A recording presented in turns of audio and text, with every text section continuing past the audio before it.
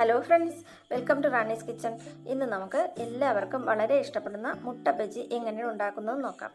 അതിന് മുമ്പായിട്ട് എൻ്റെ ചാനൽ ആദ്യമായിട്ട് കാണുന്നവരുണ്ടെങ്കിൽ ഒന്ന് സബ്സ്ക്രൈബ് ചെയ്തേക്കണം. അതിൻ്റെ കൂടെ അതിനടുത്തുള്ള ബെല്ലൈക്കണും കൂടെ ഒന്ന് ക്ലിക്ക് ചെയ്തേക്കണം. ഇനി നമുക്ക് എങ്ങനെയാണ് ഈ മുട്ട ബജി ഉണ്ടാക്കുന്നതെന്ന് കാണാം. അതിനായിട്ട് ഞാനിവിടെ 3 മുട്ട പുഴുങ്ങി അതിൻ്റെ തോട് മാറ്റി വെച്ചിട്ടുണ്ട്. ഇനി ഇതിലേക്കുള്ള ബാറ്റർ തയ്യാറാക്കാം. അതിനായിട്ട് ഒരു ബൗളിലേക്ക് 1/2 കപ്പ് കടലമാവ് ഇട്ട് കൊടുക്കാം. അതിൻ്റെ കൂടെ 2 ടേബിൾ സ്പൂൺ അരിപ്പൊടി ചേർക്കാം. ഈ അരിപ്പൊടി ചേർക്കുമ്പോൾ ഈ ബജിക്ക് നല്ലൊരു ക്രിസ്പി ആയിട്ടിരിക്കും. ആവശ്യത്തിനുള്ള ഉപ്പ് ചേർക്കാം. 1 ടീസ്പൂൺ മുളക് പൊടി ചേർക്കാം.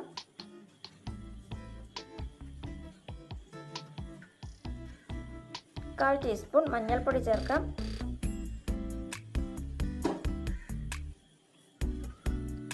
ഒരു നുള്ള് കായത്തിൻ്റെ പൊടി ചേർക്കാം. 1/2 ടീസ്പൂൺ കറി മസാലപ്പൊടി ചേർക്കാം.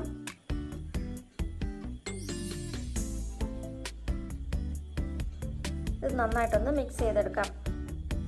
ഇനി ഇതിലേക്ക് ഞാൻ ഒരല്പം സോഡാപ്പൊടി കൂടി ചേർക്കുന്നുണ്ട്. സോഡാപ്പൊടി ഓപ്ഷനിലാണ്, ചേർത്തിട്ടില്ലെങ്കിലും വലിയ കുഴപ്പമില്ല.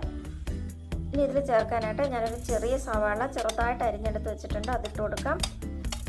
2 പച്ചമുളക് ചെറുതായിട്ട് അരിഞ്ഞത് ചേർക്കാം. ഒരു ചെറിയ പീസ് ഇഞ്ചി ചെറുതായിട്ട് അരിഞ്ഞത് ചേർക്കാം.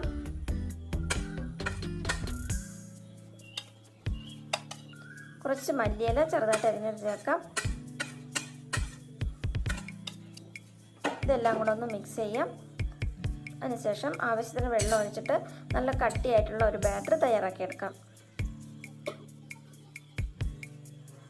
മുട്ട ആയതുകൊണ്ട് തന്നെ അതിൽ നന്നായിട്ട് പിടിച്ചിരിക്കാനായിട്ട് ബാറ്റർ നല്ല കട്ടിയായിട്ട് റെഡിയാക്കി എടുക്കണം. ഇനി ഇതിലേക്ക് ഞാൻ 1/2 ടീസ്പൂൺ കുരുമുളക് പൊടിയും കൂടി ചേർത്തിട്ടുണ്ട്. മുട്ട ബജി ആയതുകൊണ്ടാണ് കുരുമുളക് പൊടി ചേർത്തത്. സാധാരണ നമ്മൾ ബജി ഉണ്ടാക്കുമ്പോൾ കുരുമുളക് പൊടി ചേർക്കാറില്ല. ഇതിലേക്ക് കുറച്ച് കറിവേപ്പില ഒന്ന് മുറിച്ചിട്ടിട്ടുണ്ട്. എല്ലാം കൂടെ ഒന്ന് മിക്സ് ചെയ്തെടുക്കാം. നമ്മുടെ ബാറ്റർ റെഡി ആയിട്ടുണ്ട്. ഈ മുട്ട ഒന്ന് കട്ട് ചെയ്ത് വയ്ക്കാം. മുട്ട ഞാനിപ്പോൾ 2ആയിട്ടാണ് കട്ട് ചെയ്തെടുക്കുന്നത്. മുട്ട കട്ട് ചെയ്യുമ്പോൾ കത്തി ഒന്ന് നനച്ചിട്ട് കട്ട് ചെയ്യുവാണെങ്കിൽ മുട്ട പൊടിഞ്ഞ് പോകാതിരിക്കും. ഞാനിപ്പോൾ ചീനച്ചട്ടിയിലേക്ക് എണ്ണ ഒഴിച്ചിട്ട് ചൂടാക്കാനായിട്ട് വെച്ചിട്ടുണ്ട്. എണ്ണ നന്നായിട്ട് ചൂടായ ശേഷം മുട്ട ഓരോ പീസായിട്ട് ബാറ്ററിൽ മുക്കിയിട്ട് എണ്ണയിലേക്കിട്ട് ഫ്രൈ ചെയ്തെടുക്കാം.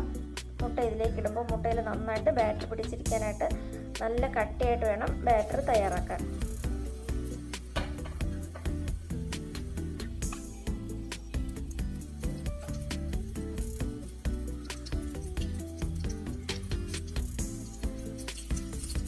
വളരെ എളുപ്പത്തിൽ തയ്യാറാക്കിയെടുക്കാൻ പറ്റുന്ന ഒരു സ്നാക്കാണിത്. ഒരു 10 മിനിറ്റ് സമയം മാത്രം മതി നമുക്കത് തയ്യാറാക്കിയെടുക്കാൻ. വൈകിട്ട് ചായയോടെയും അല്ലെങ്കിൽ കട്ടൻ ചായയോടെയും ഇത് നല്ല ടേസ്റ്റാണ്.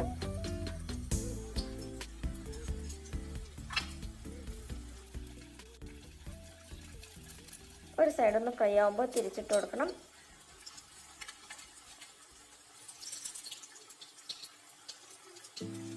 രണ്ട് സൈഡും ബ്രൗൺ നിറമാകുമ്പോൾ കോരി മാറ്റാം.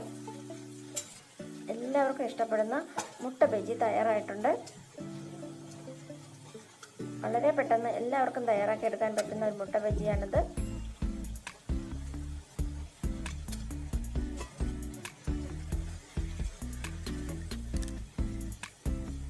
ഇതുപോലെ ബാക്കിയുള്ളതെല്ലാം ഇതുപോലെ തന്നെ ഫ്രൈ ചെയ്തെടുക്കാം.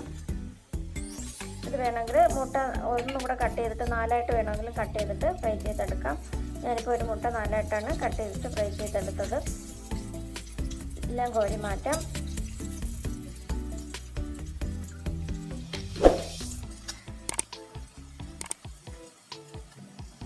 എല്ലാവരും ഒരു പ്രാവശ്യമെങ്കിലും ഇതൊന്ന് ട്രൈ ചെയ്ത് നോക്കണം. അതിനുശേഷം കമൻസൊക്കെ അറിയിക്കണം.